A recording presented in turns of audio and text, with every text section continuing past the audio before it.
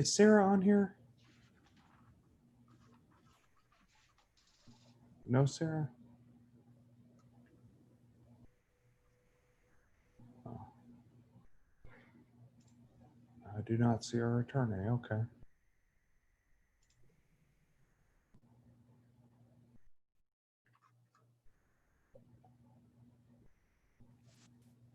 There she is, Eric. Sarah, if you could email me that language that I'm supposed to read off. Yes, sir.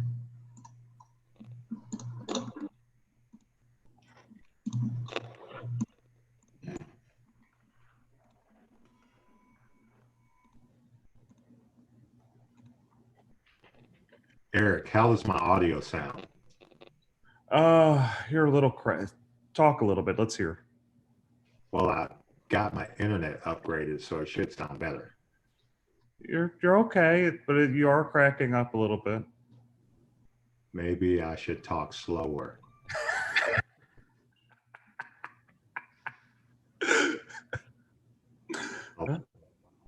Definitely better.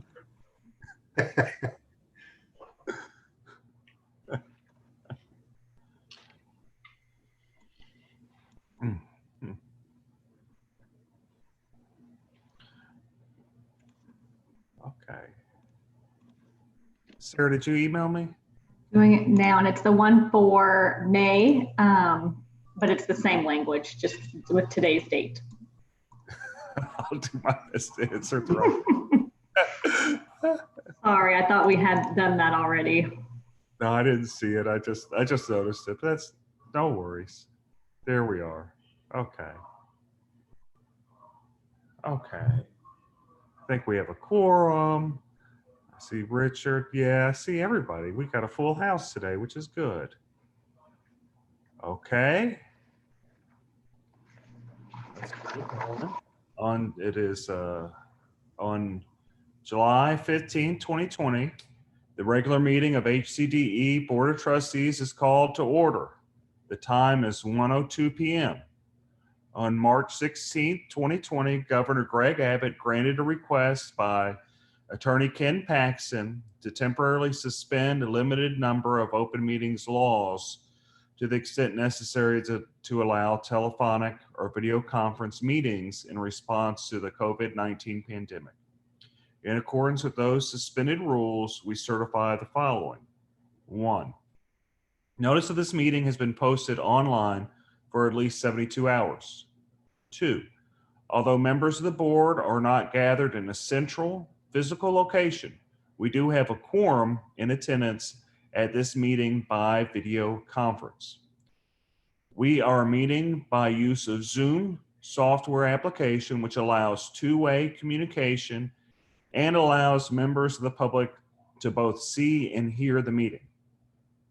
Regarding public comment, one of the rules suspended by Governor Abbott was the statutory requirement to hold public comment at board meetings. Similarly, via the resolution adopted by the HCDE board at its emergency meeting held on March 20, 2020, the board temporarily waived any requirement or allowance of public comment, criticism, inquiry at the board meetings as provided for the board policy BED local until such time that the department assumes normal operations. In lieu of public comment during board meetings, members of the public may submit written comments to the board via the email address posted on today's meeting notice. All other meeting procedures will adhere to board adopted procedures to the extent practicable. A recording of this meeting is being made and will be available to the public at a later date. This software application allows for a maximum of 100 people to view and interact at a time. We apologize in advance for any unforeseeable difficulties and ask your patience as we navigate unprecedented conditions. To ensure we have a smooth meeting today, everyone's microphone, including board administration, has a question, would like to make, board administration has a question or would like to make a comment. I ask you, please raise your hand and wait until I recognize you before unmuting your microphone and speaking. Before we move to the first agenda item, Does any board member have any question? I'm looking. I see no questions. So let's go to proceed. Okay. The first item on the agenda is the invocation by Trustee Cantu. Thank you. Lord, thank you for this opportunity for those of us who have been entrusted with the honor and privilege of serving on this governing board and or being a part of the administration of this important community service agency. Continue to bless us and keep us safe as we endure the pandemic. Special blessings on any family members or friends that we've lost because of COVID, and continue to help us stay safe and healthy. Especially as we're considering this important budget, let us remember the trust given to us by the voters and the citizens of this community to do what is right, to make the tough decisions so that we serve the community with educational services that'll help us be a productive society. Amen. Amen. Okay. Next, let's go to the pledges. Trustee Duhan, hope I'm not putting you on the spot. I pledge allegiance to the flag of the United States of America and to the republic for which it stands, one nation, under God, indivisible, with liberty and justice for all. Are we going to switch to the Texas flag? I can just do it. Honor the Texas flag. I pledge allegiance to the Texas, one state, under God, one and indivisible. Thank you so much, Trustee Duhan. Okay, let's see now. We do have a public comment. Let's see, I believe we did receive a written comment.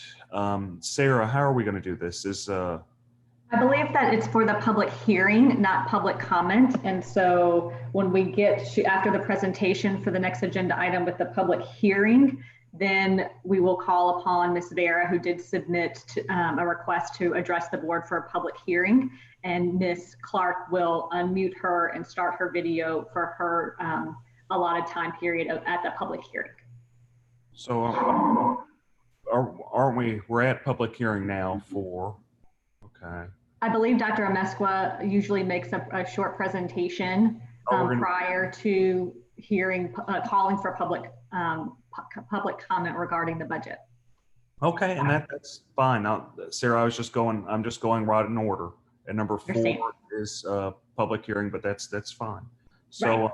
Let's do, maybe we're going to do our reports from Dr. Or no, I don't think it's the normal report, right, Jesus? Right. This is a public hearing that you need to open up, and then I'll do a brief presentation, and then after that, any public comments. So your presentation's first, though, right, Jesus? Okay. Okay.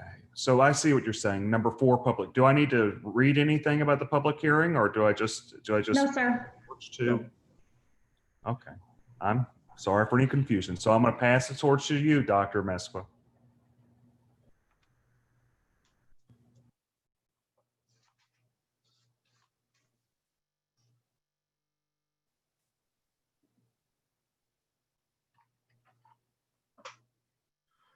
Good afternoon. Are you able to see my file? I'm not sure if you're able to.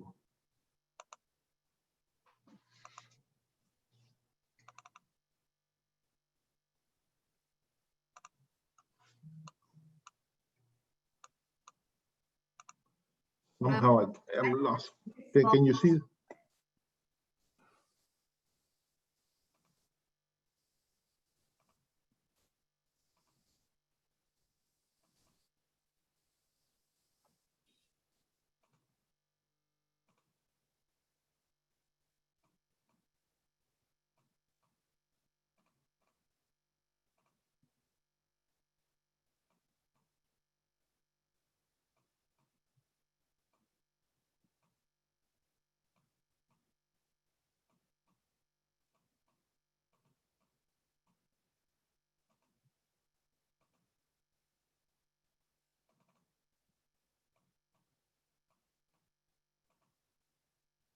Okay.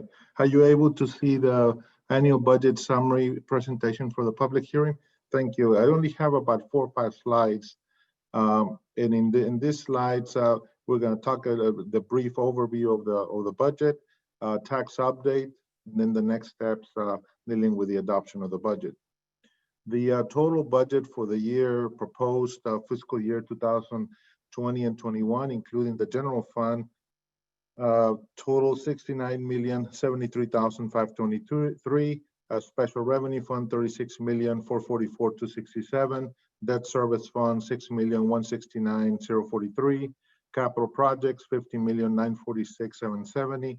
Internal service funds 6,128,990. Enterprise funds 5,728,380. And total proposed budget for fiscal year 2021 of 174,490,972. In the general fund, it includes transfers out to other funds totaling 13,858,593. Included in the budget are contract revenues, projected revenues for the new year, tax revenues and values, additional grants, a COVID-19 grant for Head Start, expenditures to increase to a $13.50 minimum salary, 4% for teachers, and adopting the salary schedules, 2% for administration, compensation plan, equity for teachers, health benefits to match due to the TRS increase, awareness campaign, 6.17 position, a Starter Imagine program for new projects for the new year, capital improvement plan, and debt service debt repayment. In terms of tax information, where this budget is based on, it is based on current 0.005 tax rate. We are a special taxing unit. It is assumed that we will receive 405 billion in certified values. We have a collection rate projected at 99%, and we're awaiting the truth in taxation from the Comptroller's Office, and certified values are pending. These are the calculations for based on the 0.005 tax rate proposed for the new year, and the total amount expected from taxes at $25,019,824. The adoption of the budget is later on in the board meeting. Certified value is projected to be on July the 25th, potential public hearing on September, and approval of the tax rate in September 2020. Any questions that may come up, or any questions that may be at this time, being able to open it up for public comment.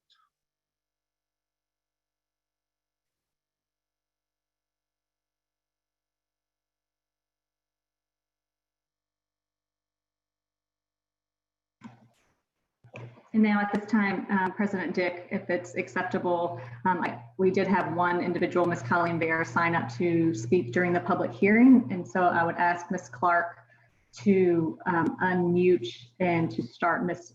Bear's video so that the board can hear her public comment. In accordance with applicable policy, her presentation is not to exceed 5 minutes, and I'll serve as timekeeper. No, please proceed.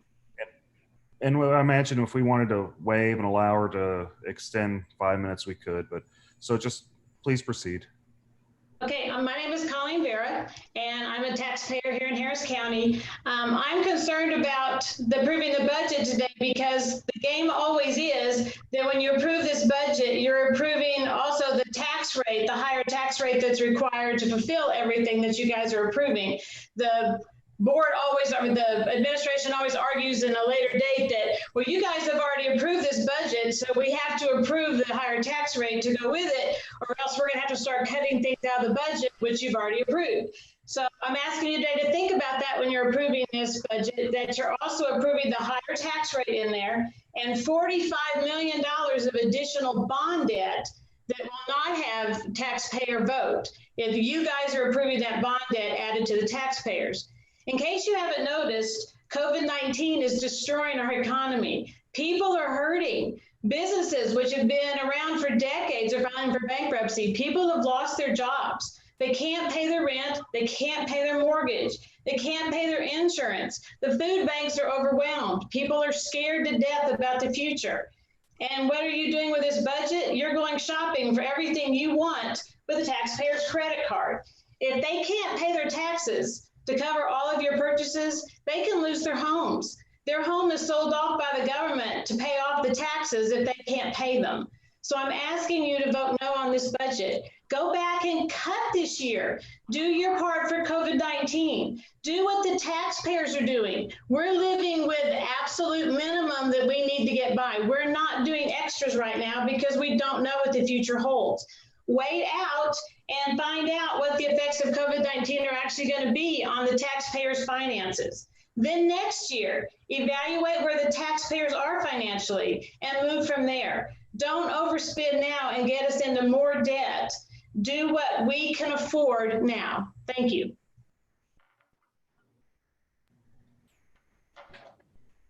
Very well. Thank you, Ms. Vera. And we did not increase some taxes, but okay. So let's move on to the reports and presentations. Let's start off with our superintendent, Mr. Colbert. Thank you, President Dick. I just had 3 items to report this week. Really, first, I'd like to just give a shout out and just tell you how much I appreciate the board and its participation in our budget process this year. The entire administration is grateful. Y'all have shown extreme patience and asked some great questions and had excellent comments. And I feel like we've had a very thorough and effective budget process this year. We've also this year have had well over 30 meetings, both internally and also with the board. And Dr. Amesqua and his team have done a phenomenal job. And we think we've spent well over 100 hours on this budget. So we've got a budget that we're pretty proud of. We think that it's fiscally responsible. And I'm delighted that we've been able to have an impact on our community through the funds that the board has approved for us to spend on Head Start and helping thousands of families and handing out thousands of meals. But certainly some of the things that are in the budget are things that have been neglected for some time. And I'm glad the way our board is to a point where I'm hoping that we will be able to approve and move forward with bringing some of our facilities and other needs up to speed. I think it's a very balanced budget, and I think it's a very appropriate budget. And I just want to tell you how much I thank you for your efforts and time that you've spent on that. The second thing that I'd like to talk to you about is our reentry process. As you know, the county, well, really the nation, but specifically Harris County is in a pretty bad place with COVID-19, far worse than it was when the initial decision was made for us to close schools earlier. The situation hasn't improved. In fact, it's getting worse. I am proud to say the Harris County Department of Ed, I feel like that if we're not ahead of the curve, we're just a few seconds behind it. I mean, we've been able to be very responsive, and certainly our primary focus is certainly be responsive to our employees, but then also be responsive to the school districts and the other partners that we serve.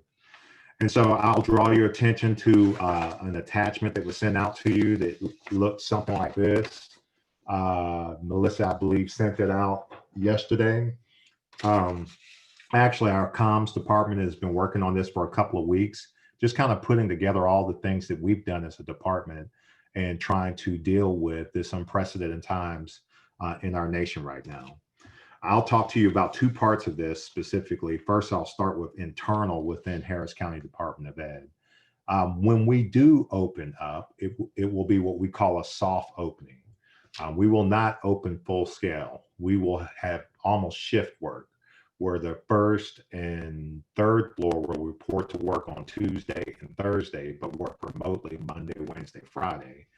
And the 2nd and 4th floor will report to the building on Monday and Wednesday, but work remotely Tuesday, Thursday, Friday. Similar schedules like this will go out to our other administration building and our campuses. And this is an effort to bring down the scope of people facilitating a building so we can ensure that we can clean it and have it completely sanitized for the next shift coming in the following day. That will be our soft opening. And once we do get to the point where we are expecting members to be back in the building, every employee, when they wake up and they're preparing to go to work, they'll get a text message that they will need to answer specific questions. Assuming that those questions get answered correctly, they will get a text that is green on their cell phone that says that they are certified for that day and time. When they come into the building, they will be met at a station with a plexiglass screen on it, and they will be getting their temperature will be taken, which will also be logged to this app. This information will get forwarded up to the employee supervisor that will say that that employee is clear to work for that day. When you walk into our administration building, you will see stickers all over the place that show you where you need to walk to make sure that you get scanned in. We have bought sneeze guards for every receptionist desk on every floor.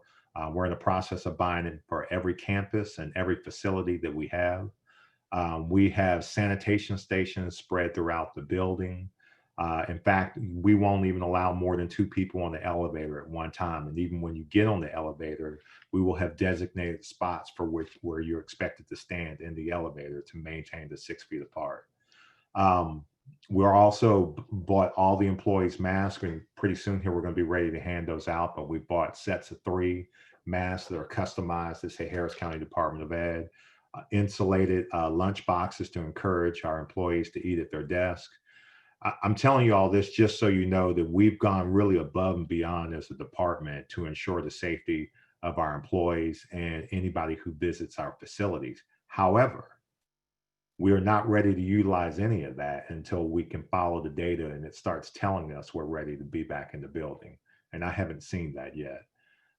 Just so you know that Harris County Department of Ed does have a little bit of pressure on us, and the pressure that we have is to open up our Head Start schools by August 20th and to be ready for our school districts once they open. You know, we have a tremendous amount of discretion until those things come up. And so transitioning to the external plan, Dr. Mays, Mr. Parker have done a fantastic job in presenting or creating several different models to be able to address the needs of the ISDs who have a very difficult situation right now. Many of the school districts are wanting to do a hybrid model where they can offer remote classes and also in-person classes. But I'm starting to see a trend, and it will happen quickly, where a number of school districts are going public and saying that they're going to be closed completely and only doing remote for the first part of the year. Some major school districts have decided to wait till after Labor Day.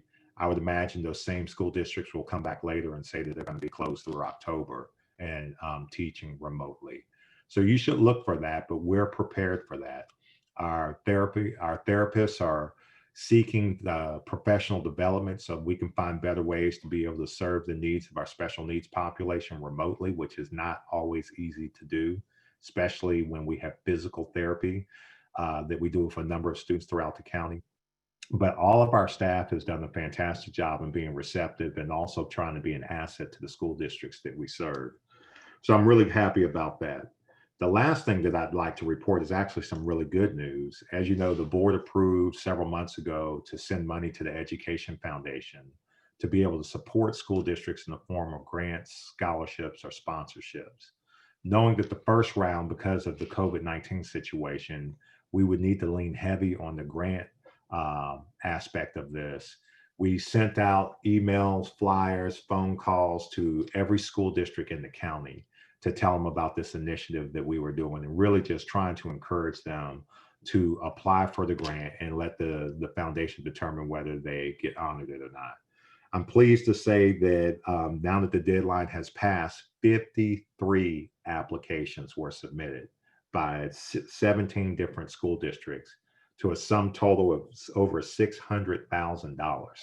And so that's an incredible response for a first-time initiative. And I'm very encouraged. Just some categories of things that people are requesting, so you know. There's a lot of technology being requested. A lot of school districts are wanting iPads for kids. They're wanting the hotspots and other remote devices for kids, because this is something that they have not predicted and built in their budget. We even have school resource officers requesting tourniquet kits so they can have those for their school district. PPE is being requested throughout a number of school districts. They want masks, sneeze guards, gloves, sanitizer. Instructional supplies have been requested. We even had one district request Spanish dictionaries for their Spanish class. And so really cool stuff like that. Student supplies have been requested. I'm looking at 2 squares specifically. But we've had a number of school students request some supplies. Some school districts request supplies for our students. And then also, as I said earlier, we have people requesting the thermometers, which is a very popular item right now, the little laser that shoots people in the forehead to get their temperatures. We've got a number of requests for that.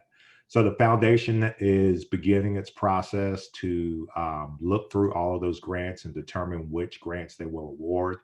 I've charged Ms. Bartz with coming up with some type of certificate that we can send out to the districts, maybe even present to their board that congratulates them that they have been awarded the grant from the Harris County Department of Education Foundation. With that, Mr. President, that's all I have. Do any trustees have any comments or questions for Mr. Colbert, our superintendent? I'm looking for any hands raised. Yes, Trustee Norris? So just to make sure that so I know there's pressure on Head Start, but I guess I know it's a fluctuating matter. But and I'm glad. First of all, I'm glad to hear about the foundation and that is being put to use.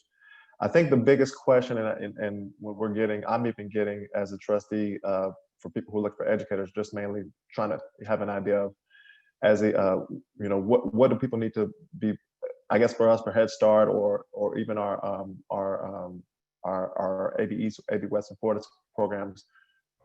We're more likely looking towards online until further notice, and basically is what we're looking at. I'm just making sure we're clear. I'm clear. I think that's an excellent question. Let me start with Head Start. So as y'all know, Head Start is a federally funded grant program. And so currently I have Mr. Parker looking into the feds, wondering how much local control we have over our 16 Head Start schools, which we pretty much already know the answer to that, but I'll save that for a second from now. But my question is, on the national level, they're saying that Head Start should begin, I believe, August 20th. But my question is, if Harris County is doing worse than most counties in the entire country, we may not be ready to open August 20th. And so I'm wanting to know, what is the level of local control I have to determine when start date is? And if necessary, do I have the power to close down the facility? Because if one of our little Head Start children gets sick, I can guarantee you that will be a domino effect from the adults to children from on that location. Mr. Parker informed me yesterday that the government really doesn't care what I think, and the start date will be August 20th. And so I don't have any local control. It's August 24th. I'm sorry, Mr. Parker just texted me. I certainly have the ability, obviously, if it's Harvey, a weather day or something like that, we can close down the campus. But I would imagine that's a topic that's going to get revisited as soon as August 24th comes around and situations occur.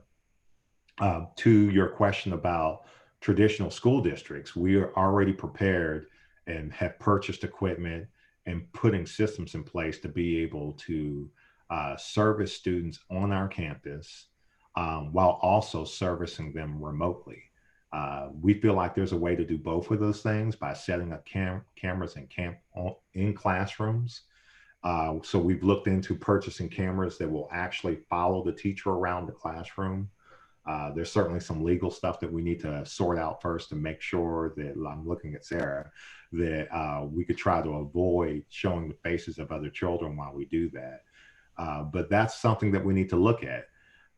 One of the biggest things that come up, we hear a lot about, students concerned about coming back to school, and certainly parents. But folks, I have just as many staff that are concerned about coming back to campus. We have a lot of teachers who don't want to get sick, and we have a lot of teachers who care for their parents. And so that's a major concern for ours. So we're going to do our due diligence to meet those needs, but we're more of in a passive position because we're waiting to see what ISDs do and then be responsive to that. We don't determine what they do.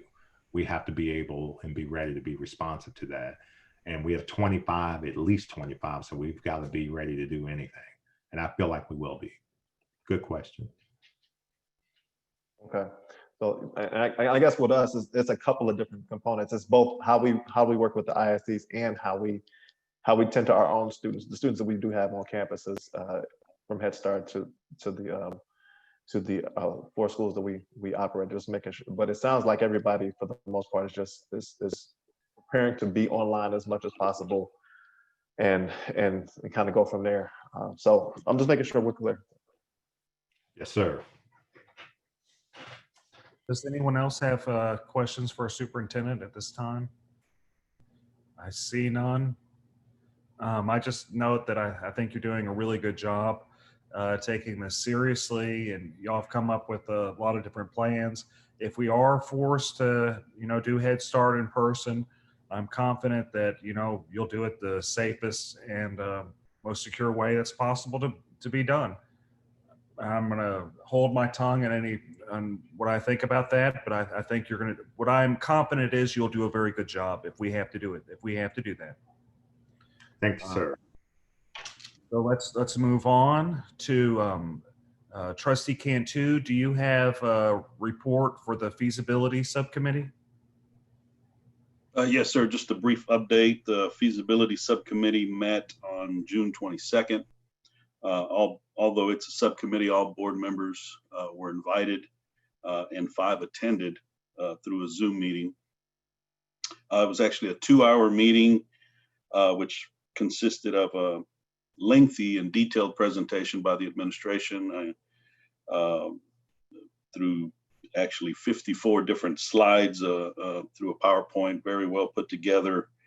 And regarding the capital improvement projects that we are considering in this budget, plenty of good discussion amongst the board members regarding the plans for this new construction of needed school buildings, improvements, and I'm most excited about the plans for the Adult Education Center. So the plans and discussion from the feasibility subcommittee have basically been built into the administration's budget presentation. Thank you. Thank you, Trustee Cantu. Does any board member have any questions regarding the feasibility subcommittee? I'd note I really do love the adult education. I'm hopeful that maybe we can try to partner with Mattress Mac with the adult education if possible. I think that'd be good. Maybe we could see if the department will reach out to them. But anyway, okay, let's move on. Do any other board members have reports or accolades concerning attendance or participation, event, activity, committee, or accolades for a staff member? I'm looking. I see none. So, Trustee Norris. Well, I'd like to just thank everybody in this budget process, because it has been involved. But since we're talking about budget, I want to make a note, and I've started some inquiries about this for our procedure, but I'm not sure if anybody saw that the Harris County Commissioners Court did a study to figure out with regards to what kind of how the distribution of contracts have gone. And one of the things that was noted was that of all the contracts done, I think they said that it was like 0.5%, 50 cents of every $100 was allocated towards African American contracts, and I think maybe like 90 African Americans, and it just made me wonder how our process is. And I've made some inquiries to Superintendent Colbert on our process, and it sounds like we have a couple of things in place, but I guess I'm more curious of what our actual numbers are. If we have a great process in place, that's great. If we need some work, that's should be noted. But it just made me remember that sometimes we have processes in place that we don't necessarily see how it plays out until we get numbers back. So when the county did that, it just made me put it on my radar to actually make note of what, making sure that our process allows room for small minority-owned, women-owned businesses, whereas the county realized that the county commissioner court realized that over 90% of the contracts are going to firms owned by white men, and I think the county's making some realizations, and I think that we need to just make just do a little bit looking into what is our actual what do our numbers look like? Are they in line with the county, or if we're doing way better than the county, and we just need to fine tune it. But that was something I just wanted to note, that I would love to have some further offline discussions with Dr. Mesqua and Superintendent Colbert about how we fare in this regards. And if we're doing great, but my guess is a lot of what usually the stats say that we're probably not. We probably have some room for improvement. So I would just love to see what our process is looking like. And I think I'll stop there. That was an excellent inquiry. Do we have any note from the department on that, please? Yeah. Mr. Dick, let me just follow up. Mr. Norris and I have spoken a couple of times, and I didn't have an answer for him the first time that he brought it up, but after talking to Dr. Mesqua, we don't have a separate procedure alone that ensures that our minority and women-owned businesses get a fair and equal opportunity as other vendors. But what we do is in the scoring guidelines of the RFPs, we award bonus points if they are a minority or woman-owned. Sorry, I'm sorry to interrupt you. That we cannot do that. That's illegal. We don't do that. Okay, well, Sarah says we don't do that. So I would like with Dr. Mesqua and Mr. Norris and answer that question, and I'll be able to provide a proper answer for our board at a further date. I'm going to put my computer on mute now. Sorry. So if we could maybe just before the next board meeting, or get information on that, on what protocol we do, or maybe we could find our stats or something like that, because maybe we need to evaluate, or maybe we don't. But I think it's a legitimate question. I think the board would agree that it's a legitimate question. And however we do it legally and above the board. Absolutely. I'm never suggesting, by the way, let me make it clear, I've never suggested we do anything legal, especially as a lawyer as well. Mr. Dick, I'm sure you can agree, and Ms. Lingua, I think we all agree. We want to keep it legal, but we just want to make sure that whatever we're doing, we're not contributing to the problem. We just want to make sure whatever we're doing, we're actually, we're more effective than we're making sure we're most effective in some of these regards. I agree very much. Okay. Any other reports from board members? I see none. I'm going to pass I imagine we're going to go to the monthly finance reports, right? I tried to do this a little earlier with Dr. Mesqua, if you would. Can I pass the torch to you? Hello, good afternoon. Just to add, I will follow up on the template and the contracts that we have for that may include a historic underutilized business. I know that we don't have a formal program, but I'll follow up with Sarah to make sure that we provide a response regarding that. The financial statements are as of June 30. This is the 10th month of the year. There's 2 months left to end the fiscal year. The highlights are in the budget amendments are all included and posted on our website. The balance sheet as of June 30th, we have total assets of 41,880,494, liabilities of 2,138,657, equity of 39,219,547. Revenues over expenses, excess for the year so far, as of the 10th month of the year, we are 7,127,433 to the positive. As of June 30th, you'll see the 7,127,433 and the beginning balances for fund balance and where we are right now as of June 30th. Our financial ratios, we are at 49% in terms of percentage of fund balance to expenditure, a little bit better than we were a year ago at the same time. Working capital, we're about the same about last year, 39 million versus 40 million, a little bit under last year.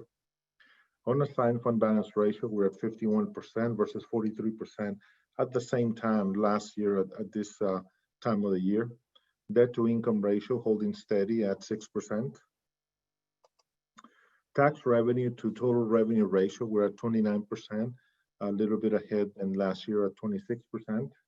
Our indirect cost ratio is holding steady at 3% of our grants. Our revenue growth generator, indicator, we're at 25% in terms of a percentage of fees to total revenues, which is good. It's about 3% better than a year ago. Our growth ratio, it's at holding on at 4%, so that's a very good positive news, but versus last year at the same time. Despite the pandemic, we are holding out steady at 4% growth. Our budget amendments that we've had, from September to December were 522,290. Our budget to actual, and this is, typically this one is a good slide, but I'm going to spend a little extra time on this because we're at the 10th month of the year, and it's important to know where we're heading in terms of the next 2 months. We have received or billed 88% of our general fund monies at 49,043,833. So if you notice, the budget is about 55.8. It's a little over, almost 6 million. Overall, we're at 71% budget to end. So while the revenues may be a little bit slow, our expenditures are as well. So if we look at the expenditures, we're at 69% budget to actual.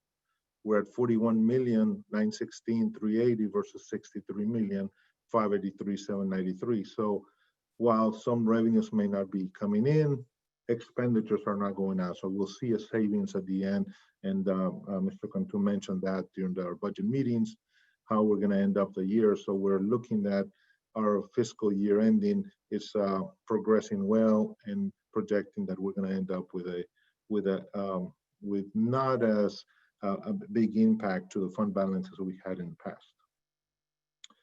So budget to actual, we're at 70% in terms of expenditures overall.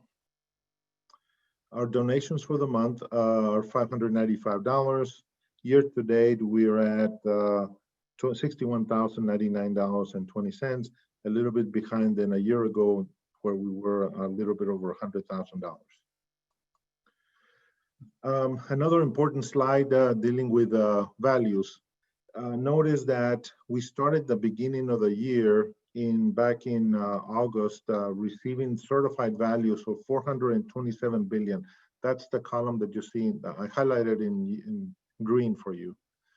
Then we projected that we were going to end the year at 483. That was in August of last year. Well, in blue, you see that we're at a 480 billion. This is a new phenomenon, if you will, because traditionally the last, 15, 20 years that I've been involved with, with taxes, typically your end appraisal is higher, equal to or higher than your certified value at the beginning of the year. And this one is going to be less by 3 billion. We're going to end up approximately at 480 billion as of June. And we may get a little bit more in July and August, but certainly probably below the 483 billion. That compares to what we're projecting for next year at 505 billion in terms of values for the new year. What that does, it translates into a loss of tax value, potential tax value of 152,102. Again, this is just a projection because we still have 2 months more to go. So here's our collections for the year. We're at 96.5, 23,430,000 to 16. It's about 855,000 less than projected for the year. We're also not going to receive the delinquent taxes so far, but we're receiving some penalty and interest taxes of 142,000. But we're at 96.5. Last month, as of May, we're at 96%. So we just inched up about half a percentage point. We're hoping that number goes closer to 98, 99 in the next 2 months. We'll remain to see what that happens with the collection trend for the year. So we're at 96.5. Last year at the same time, we were at 97.8, closer to 98. Our disbursements for the month, and again, please be advised that our disbursements are all handled electronically. Our staff is working from home, scanning, matching, and doing everything that they're supposed to do, except they are from their home. 300 checks, 326 transactions and transfers totaling 3.3 million. And again, we're at 99% electronically. We just going on Fridays to print the checks so we can mail them out. Our budget to actual for segment information so far, we're looking at educational certification, which is has a subsidy of $418,836. Records management doing better, 47,953. More than likely, that number is going to be wiped up, and it will be even at the end of the year. Records management. School-based therapy services is doing well, but it is subsidized. It is used the tax rate to supplement that, and it's at $590,093. And our schools are doing well. Revenues are coming in, but they are subsidized. So they tax helps assist with 1,143,293. I'd like to point out, Fortis is doing exceptionally well. They have a lot of contracts, and they've gone higher than budget, in this current year. Another area that we're doing well as a department, Choice Partners. Choice Partners, again, for the year, when you compare this year to last year, obviously we're going to be a little bit less because last year was a record year.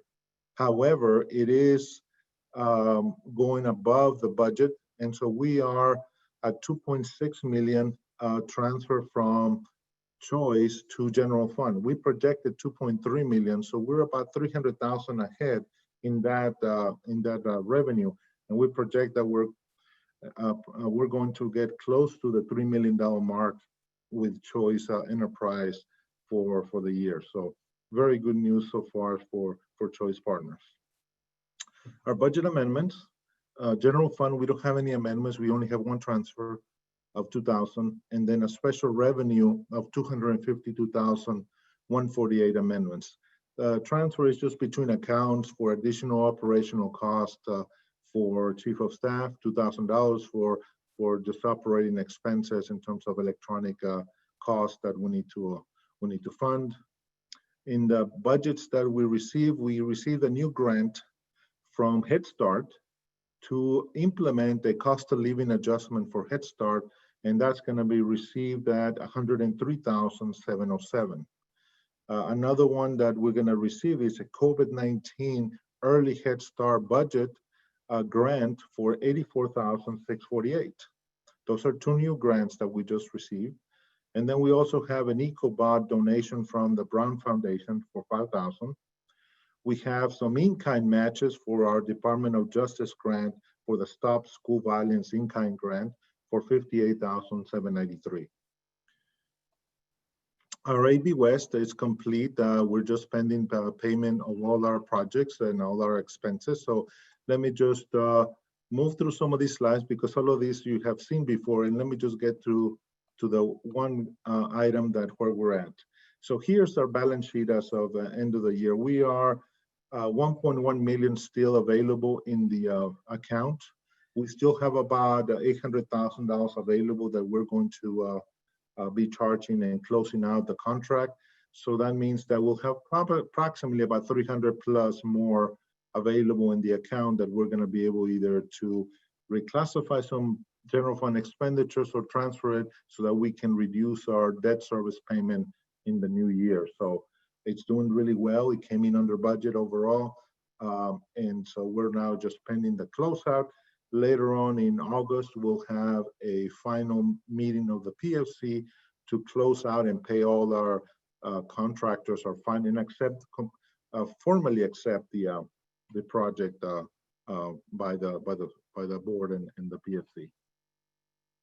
So the next few slides are just every check that we've made since its inception, 2018.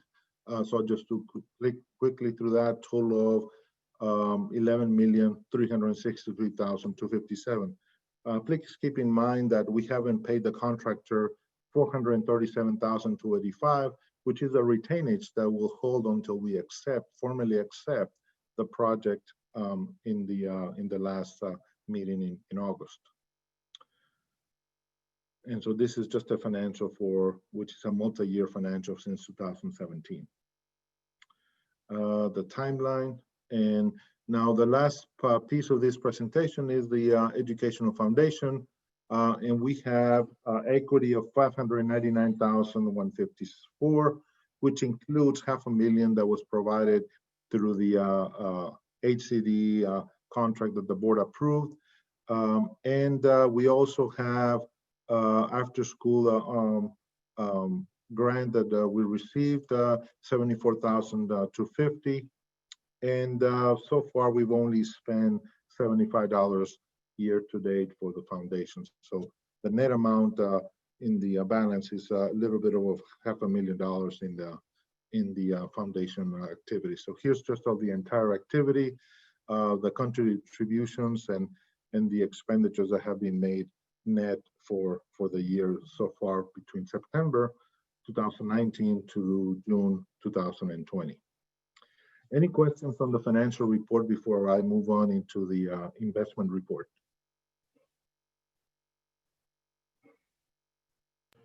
I do have a question if no other trustee does.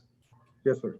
So on the interim finance report, you had a slide that had $26 million coming in through Choice Partners. And you had, I mean 2.6 million. Yeah, sorry, 26. I'd love to have 26 million. I'm a little too optimistic. Sorry. So it was 2.6 million coming in, and then that's it. Where it had our schools where we're subsidizing. Would it be correct to say that any amounts we're subsidizing, they're offset by what Choice Partners is bringing in? It's a combination of Choice and taxes. Yes, but it looks, well, I guess it is a little bit more than that. So what it looks like, what is it about? A little over 2 million? But yes, well, the transferring basically helps to offset and balance the general fund budget. By doing that, otherwise that's the additional amount of taxes that would have to be needed in order to make the program go. So basically, we're adding in an additional $2.6 million from our private businesses that we're adding that in addition to the tax money, right? Right. It helps reduce our burden, our tax burden by bringing that additional revenue and not having to have a higher tax rate, basically. Thank you. I just wanted to point that out. That's really excellent, and good job, Choice Partners. Any questions before I go into the investment report?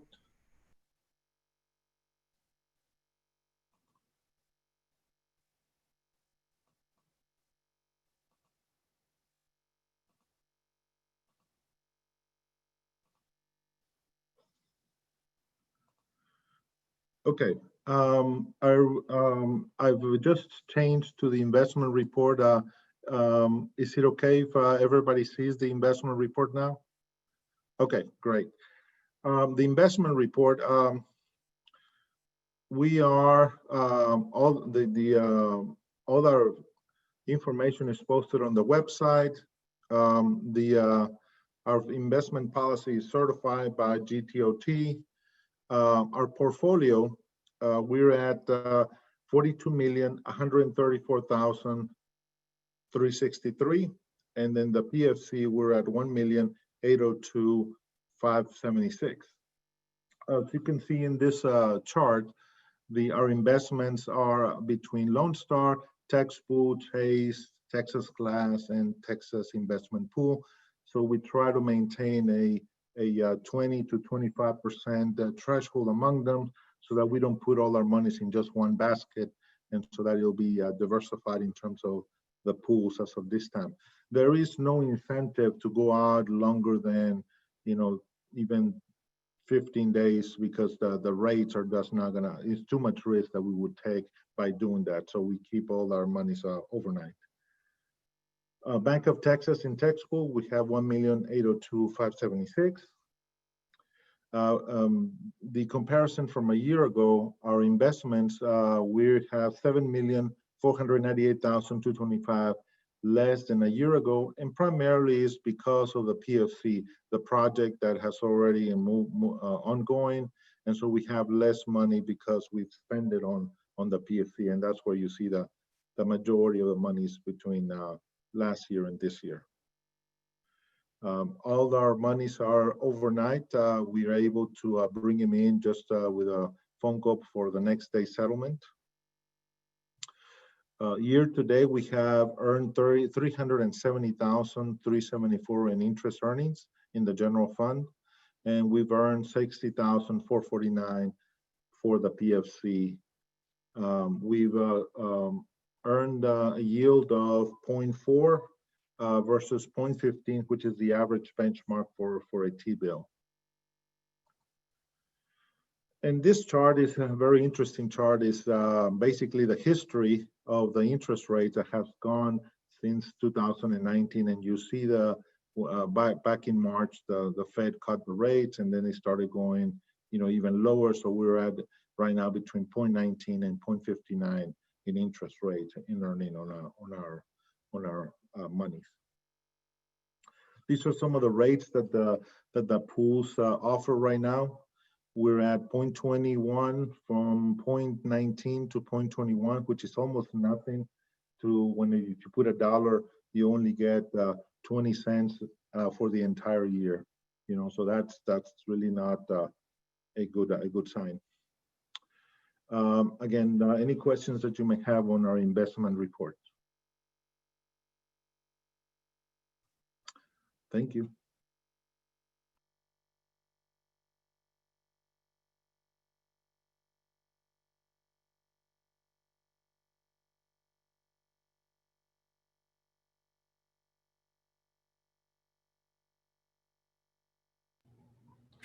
Okay.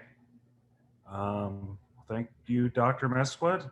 Was there anything else, or I'm assuming he's passing it back to me? Yes, sir. Okay, just making sure. Okay. Yes. Well, thank you, Dr. Meswood, for all your hard work, and that was very informative.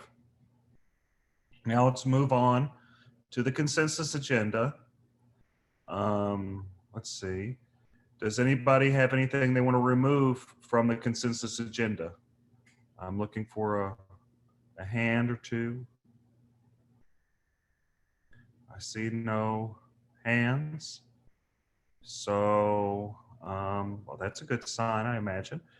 Do I have a motion? Oh, yeah. Sarah, I need a motion, right? I can't just pass it. So Okay. moved. Okay. Second. Thank you. I have a motion and second. Do we have any discussion about the consensus agenda? I'm looking for anybody. Raise your hand on discussion. I see none. So let's move it for a vote. Sarah? Yes, sir. And just to be clear, that was motion made by Mr. Norris, seconded by Mr. Cantu. Was that correct? Yes. Yes. Okay. Thank you for clarifying. Now we'll proceed to voting. President Dick, Yes. Vice President Norris, Yes. Trustee Cantu, Yes. Trustee Duhan, Yes. Trustee Hinojosa, Yes. Trustee Sumners, Yes. and Trustee Wolf. Yes. Motion passes 7-0. Now let's move to the non-consensus agenda. 8A, consider approval of the job order contracting method of procurement and approval of job order contract for removal and replacement of the HVAC systems at Fortis Academy. Do I have a motion? So moved. So move. Second. There was a motion made by Trustee Duhan and seconded by Trustee Norris, right? Okay, I'm getting the voices together. Okay, do we have any discussion? Yes. There you are, Don. Okay. Please proceed, Don. I just have a question.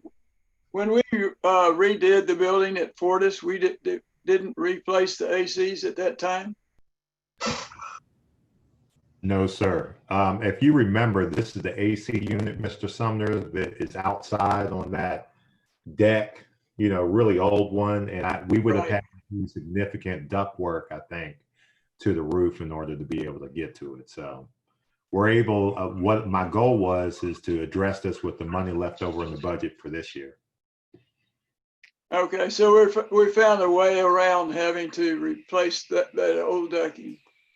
I don't know the ins and outs of that. I just know that it needs to be replaced. And instead of putting that into next year's budget, when we've got some money left over in facilities, we can address it with that.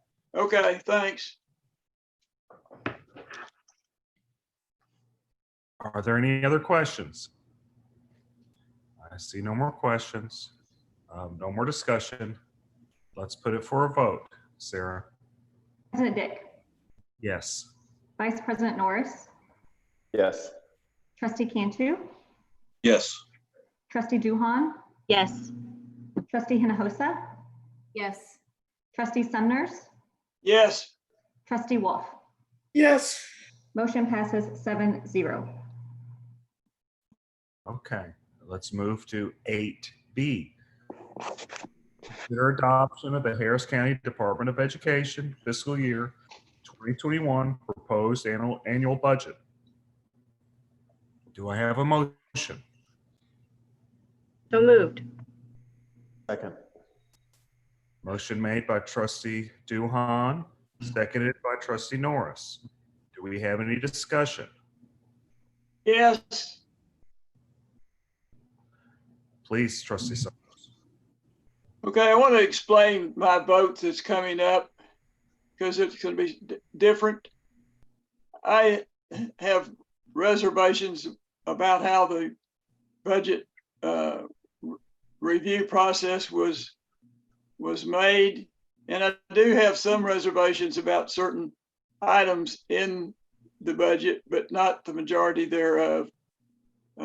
So I don't want, I know it's going to pass, so I don't want anybody to get too excited about what I'm going to do. Thank you. Trustee Duhan. On page 6 of the budget, it talks about the phase 2 of the capital improvement program. We are not budgeting this into this year's budget. I want it stricken. I don't think that we need to have this in the approved budget mentioned listed if we're not going to be approving a budget for it. Well, sure. Well, let's hold on. Is there any reason why? Let's Page 6 of the PowerPoint. Page 6 of the first link for the budget. And I believe this is in reference to potentially doing equine therapy and a workforce development site. Correct. Which That's not a part of the approval process for this budget. I don't have an issue with that. I just don't think that there's any reason for us to include that in the language here if we're not approving a budget for it. So maybe, Dr. Amesqua, is it in the actual approved budget that this reference to phase 2? No, it's probably it's looking at the document and narrative of the budget. So we may just need to adjust the narrative in the budget. It's not in the numbers though. Okay. So I just want to just to make sure if there needed to be a clarification for the motion, but with that, I don't think that there does. Okay. Additionally, I would like a little bit of explanation on page 15 of why that says 0.005181. That's for 2021. Where did that come from? When we last had a meeting, we left at 0.00500. Yes, that was the original document that was prepared. We're gonna go back and update all the numbers that are in the complete budget document, which is the narrative. We have updated the PowerPoint, but we need to now go back and update all the numbers in the budget document and also in the narrative, so we can make those changes. So to confirm, we are not raising the tax rate. Right now you're only adopting the budget. The proposal is to maintain the tax rate at 0.005. Right. Thank you. Yes.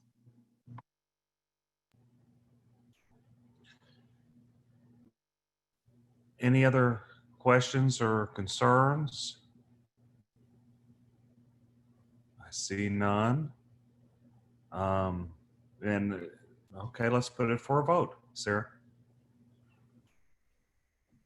President Dick, Yes. Vice President Norris, Yes. Trustee Cantu, Yes.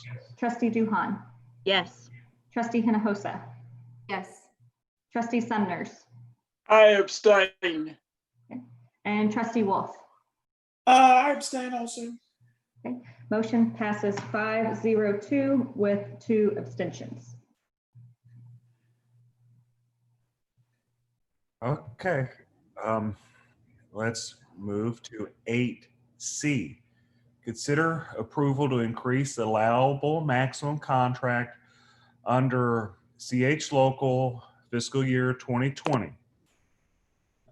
Do I have a motion? So moved. A motion made by Trustee Norris. Do I have a second? Second. So move. Second. So I'm going to acknowledge Trustee Duhan because I think she did say it before. She, okay. Okay. Do we have any discussion on this? Yes. Please, Trustee Summers. How close to the previous allocation or approval are we at this point in time, or have we already exceeded it? It has not been exceeded to my knowledge. No, it Jesus, hasn't been exceeded. We're projecting that it is going to be to that amount, but we haven't exceeded it yet. Okay, thank you. Any other questions? I do actually have a question. So correct me if I'm wrong on this. We haven't exceeded the current amount allocated for the attorney fees contract. Would that be correct? That's what Don said, right? That's correct. Okay. What is, do we have a balance, or what I don't understand is walk me through why we need to increase, because I'm confused. Well, the first thing I'll draw your attention to is we have some pending litigation that's really right around the corner. As you know, there have been some people who've been non-renewed, and in fact, I think we have a hearing next week. Mhm. And so You know, this is basically to carry us through to the next budget cycle so we don't exceed what the board originally approved or amended, I believe.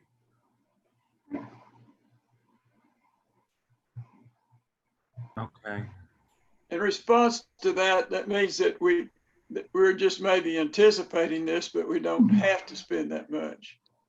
Correct. This is a safety net. In case we exceed, then we can be able to pay our bills on time. It's not a retainer or anything like that, Eric. It's just a matter of local policy that the board pre-approves in August.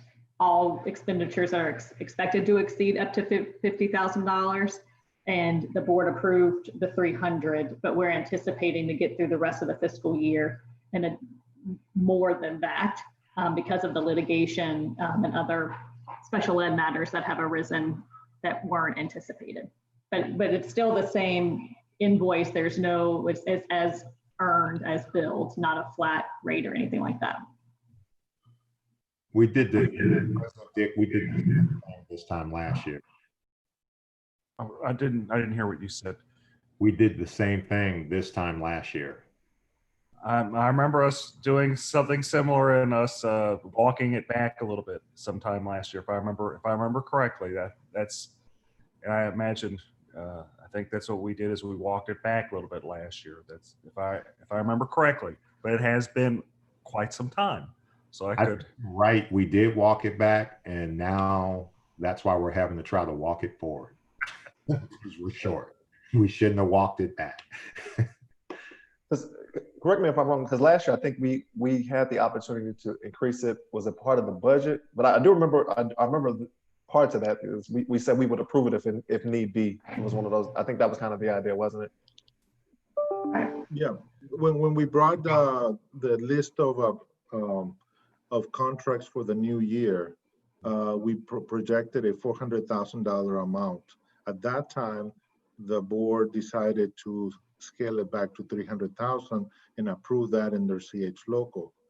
But we knew we were going to be projected at 400,000, and it appears that's what that, you know, the average is going to be.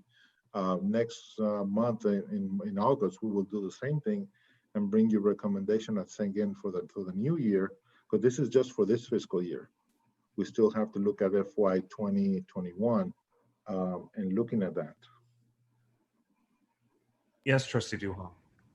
So does that mean that we are estimating to pay an additional $70,000 in the next in each of the next 2 months? Are we anticipating that specifically? So what I did is I looked back, and I believe, Dr. Amesqua, this amount was based on billings for June, July, and August. Whenever this agenda item was put in, because it was put in quite some time ago. And as Mr. Colbert said, the non-renewal hearing is a bench trial. That's a hefty expense. And so taking into account that, and what I did is I pulled the bills from last year's June, July, and August, and that's how it was. This new dollar amount was estimated. Again, though, it's only going to be billed as you normally would receive a bill. This is not a guaranteed amount, and it's as time is incurred.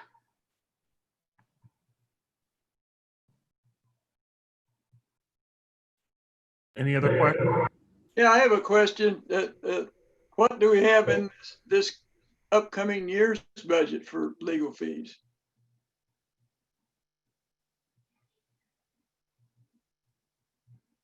I believe we'll have 300,000, if I'm not mistaken. So we're basically budgeting an amount that's less than what we know we will incur. Because we won't know whether we're going to have any hearings or anything special that will, typically without any hearings, we stay under 300,000. But when you have multiple hearings and things of that nature, that the bill, and then we have to pay other attorneys that come in to do a hearing, and that just goes up. And so we budget for, hopefully, having no hearings. So essentially, Mr. Sumner's, you can't call it. I mean, we can say that this is on the average what we'll spend, but this past year we've had an uptick in some special ed issues and personnel issues, and you can never predict those things to happen. So, chances are if we get to this place again next year where we feel like we may exceed and we're going to exceed it prior to the new contract starting, we'll bring this exact agenda item to the board again. My understanding is that we are at 248,000. Correct me if I'm wrong, Sarah. Roughly, that's where we're looking at year to date so far. That sounds about right, Jesus. And then, so if we get a bill of 30,000 or 24,000, we're going to go above that 300,000 level. So we're planning ahead, and not coming back to you on August at the point in time that's already pretty close or even going above. Okay, did I hear what the year to date is now? 248,000. Okay, well then you have to have 52,000 to get to it. Right. Okay, I don't think that's what you said. Yeah, 248,000 is the amount, but we've been averaging, roughly about 25 to 35,000, depending on the situations and the use. You're talking about per month then? Per month, yes, sir. Okay, all right, now it makes sense.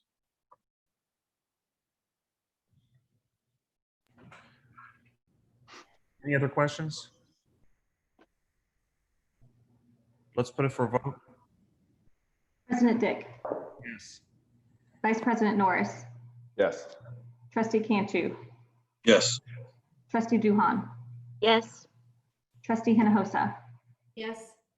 Trustee Sumners, Yes. Trustee Wolf. Yes.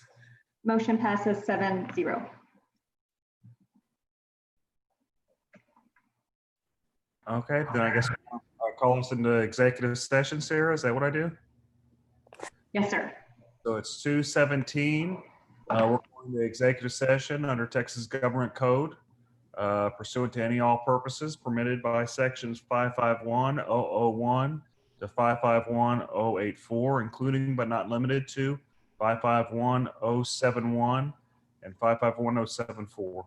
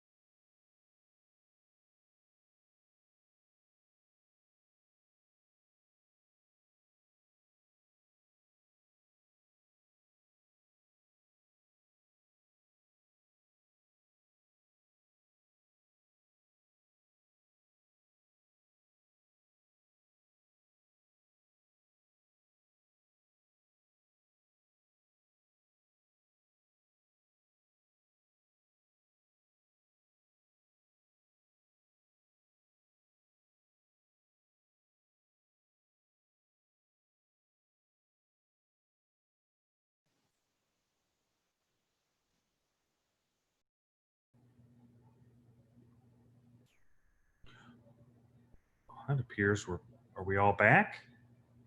Appears we're all back. Okay. Then I guess I'm going to ask for, does anyone have a motion to adjourn? Sorry, Wow. just to reflect, the time is 2:55 p.m. and we're back in open session. Yes. I'm sorry, Sarah. The time's That's okay. 5. We're back in open session. There's nothing left on the agenda for us to do if we don't want to, right? Is that correct, Sarah? That's correct. Okay. So we're open for a motion to adjourn. Motion to adjourn. Okay. So I'm going to say it's made by Danny Norris and seconded by Andrea Duhan. I think we were excited.